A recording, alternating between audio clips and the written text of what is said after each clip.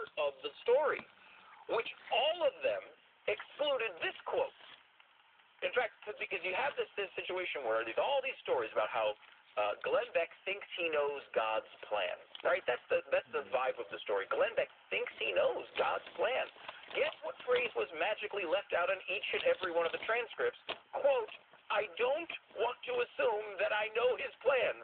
They left it out of all of them. They started the script after him saying specifically that he did not want to assume that he knew God's plan. That's just a mistake, I assume, right? We can just all come together and assume that's a mistake. Except for no. Yeah, right. I'm not assuming that. No, of course not. Not at all. It was obviously intentional. A very typical thing of a really bad hatchet. Because a lot of mainstream media sources did pick this story up after a bunch of left-wing blogs wrote that headline. And then... Well, Drudge wrote the headline. Well, Drudge wrote the headline long after many left-wing blogs. I mean, he's just quoting left-wing blogs. And then some right-wing blogs picked it up.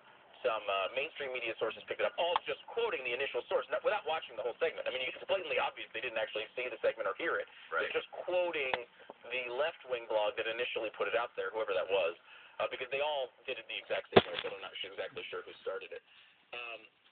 But